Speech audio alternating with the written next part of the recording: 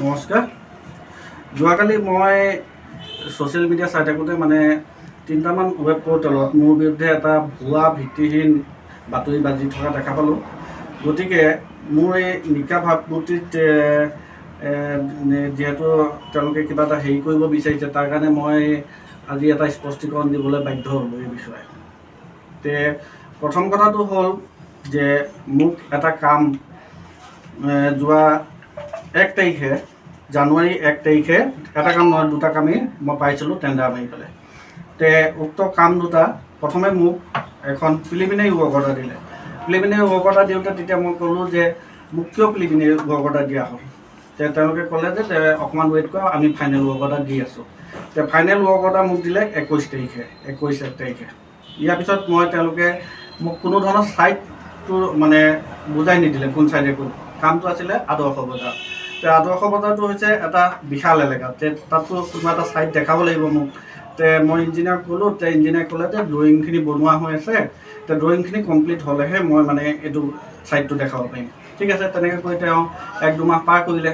তাৰপিছতে হঠাতে মোৰ মাৰ্চ মাহ আহিলে। মাৰ্চ মাহত মই ৰাইজৰ সহযোগত নিৰ্দলীয় প্ৰাৰ্থীৰূপে মিউনিচিপালিটি ইলেকশ্যনত উঠি গ'লোঁ। এপ্ৰিল মাহত বৰ্ড বহিলে, বৰ্ডত শপত ল'লোঁ 12 তাৰিখে। এনেকৈ আৰু 2 মাহ গুচি গ'ল। তাৰপিছত তেওঁক মই পুনৰ বাৰম্বাৰ ক'লোঁ যে মোক ছাইটটো দেখাওক, আপুনি মই কামটো কৰিব লাগে। তেতিয়া তেওঁ প্ৰথম এবাৰ ক'লে যে মোৰ কম্পিউটাৰটো কিবা অলপ হেং হৈছে নেকি, তাৰপৰা বস্তুখিনি উৰি গ'ল, মই আকৌ নতুনকৈ বনাব লাগিব। ঠিক আছে, তেনেকৈ গ'ল অলপ দিন। তাৰপিছত আপোনালোকে জানে যে বানপানী আহিলে 2টাকৈ। ৰাইজৰ প্ৰতিনিধি হিচাপে সেই বানপানীত ময়ো যাবলগীয়া হ'ল বা তেওঁ ব্যস্ত হ'বলগীয়া হ'ল। এনেকৈয়ে গ'ল। আজি ঠিক 31 তাৰিখে লাষ্ট তেওঁক মই যেতিয়া প্ৰেছাৰ দিলোঁ, তেতিয়া 31 তাৰিখে তেওঁ মোক এটা ফাইনেল ড্ৰয়িং দিলে। কিন্তু এই ইঞ্জিনিয়াৰজনৰ এটা বেয়া গুণ আছে, তেওঁ মানে কামখিনি নিজৰ ড্ৰয়িং মতে কৰে যদিও কণ্ট্ৰেক্টৰজনে যেতিয়া কাম আৰম্ভ কৰে, সেই কামখিনিত তেওঁ আকৌ ভুল দেখুৱাই, আকৌ ভাঙি পেলাই নতুনকৈ ৰিড্ৰয়িং কৰে, ৰিএষ্টিমেট কৰি পেলাই। ইয়াৰ জ্বলন্ত উদাহৰণ আপোনালোকে পাব বৰ্তমান শান্তিবনত চলি থকা কামটো। সেইটো প্ৰায় 6 মাহত চেছ হ'বলগীয়া আছিল নেকি, এতিয়া প্ৰায় 2-2.5 বছৰ হ'ল। সেই কণ্ট্ৰেক্টৰজনো এটা জালাত আছে যে তেওঁ নতুনকৈ সেইখিনি কাম দি পেলাই আকৌ এইটো ৰিভাইজ কৰে, বনোৱা কামটো ভাঙি পেলাই। এতিয়া বৰ্তমান মই যেতিয়া জনপ্ৰতিনিধি হ'লোঁ, এতিয়া ঘটনাটো হ'ল মই তেওঁক ক'লোঁ যে আপোনাৰ এইটো ফাইনেল ড্ৰয়িং নেকি 31 তাৰিখত যিটো আছে। তেখেতে ক'লে যে এইটো ফাইনেল ড্ৰয়িং। তেতিয়া মই ক'লোঁ যে চাওক, যদি ফাইনেল ড্ৰয়িং হয় তেনেহ'লে মই যি কাম কৰিম তাত আৰু আপুনি ভাঙা টুটা কৰিব নোৱাৰিব। যদি হয় মোক আপুনি ছাইট চমজাই দিয়ক।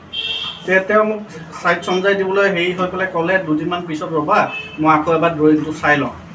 লাষ্ট তেওঁ মোক দিলে ছেপ্টেম্বৰ 9 তাৰিখে, যিটো মোৰ ইভিডেঞ্চ আছে। তেওঁৰ লগত মই কথা বতৰা কৈছিলোঁ হোৱাটছআপত। লাষ্ট ড্ৰয়িংটো দিয়াৰ পিছত তেওঁ ইয়াত লিখি দিলে, আপোনালোকে দেখিব যে revise drawing follows, ignore all previous drawing. আপোনালোকে জানে যে কাম এটা ড্ৰয়িং নোহোৱাকৈ কৰিব নোৱাৰি।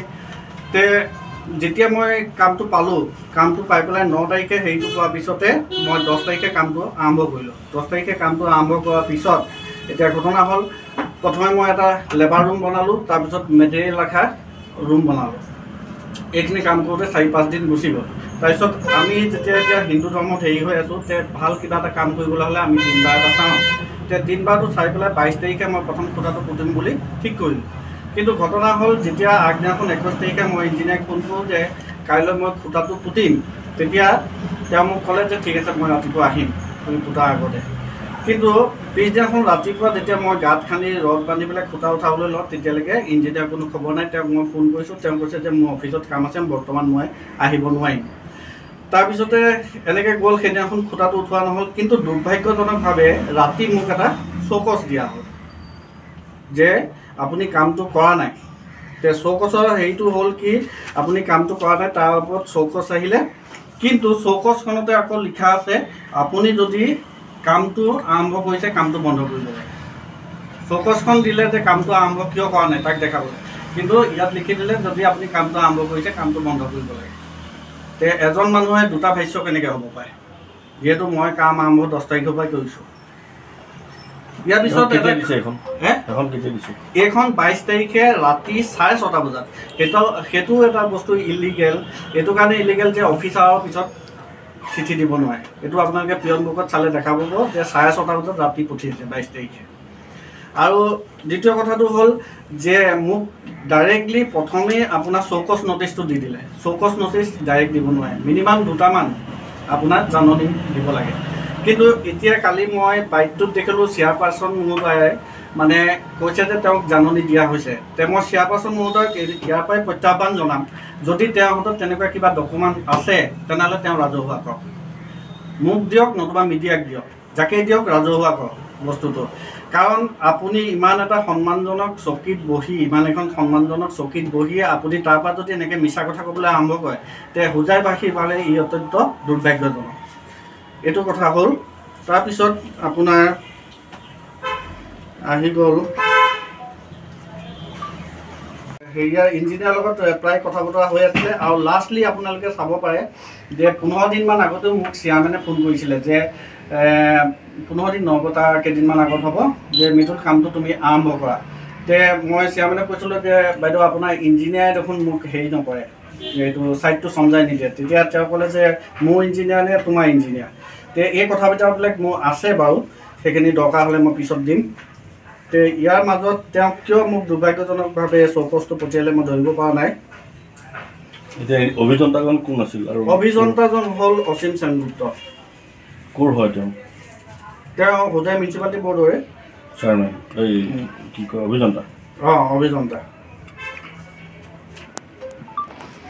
আৰু বাইকটোত মই এটা বস্তু দেখিলোঁ, তাত এজন ল'ৰাই মানে কৈ আছে যে হেৰি এইটো কি কয়, মই ৰাতিপুৱা 6টা বজাৰ পৰাই ইয়াত আহি ৰখি আছোঁ, 6টা বজাৰ পৰাই ৰখি আছোঁ, তেখেতসকল আহি পেলাই JCB লগাই কাম কৰিছে। এতিয়া মোৰ প্ৰশ্ন হ'ল এই ল'ৰাজন কোন, মানে তেওঁ কি কাৰণে তাত ৰখি আছে বা তেওঁক কোনে পঠিয়াইছে? আমি জানো যে আদৰ্শ বজাৰত যিটো মোৰ কাম, আদৰ্শ বজাৰখন আমি গৰু বজাৰ বুলি জানো। এতিয়া গৰু ৰখা তাত এটা ফাণ্ড আছে। এতিয়া চেয়াৰমেনে যদি সেই তাত কিবা চকীদাৰ নিযুক্ত কৰিছে তেনেহ'লে সেইটো এটা ইলিগেল হেৰি হৈছে, কাৰণ সেইটো বৰ্ড মিটিঙত পাছ হ'ব লাগিব। বৰ্ড মিটিঙত পাছ নোহোৱাকৈ তাত চকীদাৰ এজন ৰখিব নোৱাৰে। গতিকে সেইজন কোন, এতিয়া সেই বস্তুটো এটা তদন্ত কৰিব লাগে। আৰু তেওঁ কি কাৰণে 6টা বজাৰ পৰাই তাত ৰখি আছে? মিডিয়াত মই দেখিলোঁ তেওঁ বাইক লৈছে। নামটো সেইটো এনেই মই মানুহটো হেৰি হিচাপে চিনি পাওঁ, এইটো কিবা মাৰ্গা নে কি বুলি কয়। এতিয়া সেইটো বস্তু নাজানো নহয়। তেওঁ খালি মই বাইকটোত দেখিলোঁ যে 6টা বজাৰ পৰাই মই ৰখি আছোঁ তাত। এতিয়া যদি পাউণ্ডৰ কিবা চকীদাৰ হিচাপে নিযুক্ত দিছে চেয়াৰমেনে, তে সেইটো বিষয়ে মই জ্ঞাত নহয়। কাৰণ এনেকুৱা যদি চকীদাৰ হিচাপে নিযুক্ত দিলেহেঁতেন তেনেহ'লে নিশ্চয় বৰ্ড ৰিজলিউশ্যন এটা ল'লেহেঁতেন। তেওঁক যিহেতু অফিচ টাইমত দেখাই পোৱা যায় তাত পৌৰসভাত।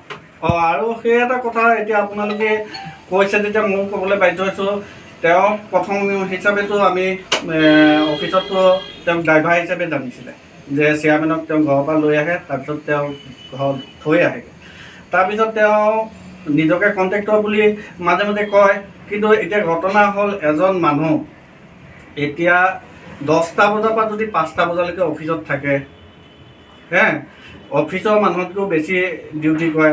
তেওঁ যদি ব্যক্তিগতভাৱে কিবা চেয়াৰমেনে চকীদাৰ ৰাখিছে সেইটো বেলেগ কথা, সেইটো তেওঁ হেৰি কৰিব পাৰে। কিন্তু তেওঁ টেকনিকেল ব্ৰাঞ্চত বহে, হেৰিয়াত বহে, এইবিলাক বস্তু ভাল নেদেখায়। আৰু এইবিলাক বস্তু লৈ পেলাই আমি চেয়াৰমেনক এখন হেৰিও দিছোঁ, দৰখাস্তও দিছোঁ যে বাহিৰা মানুহ আমাৰ যিখিনি গোপনীয় তথ্য আছে অফিচত তাত সেইখিনি যাতে তেওঁ হেৰি কৰিব নোৱাৰে।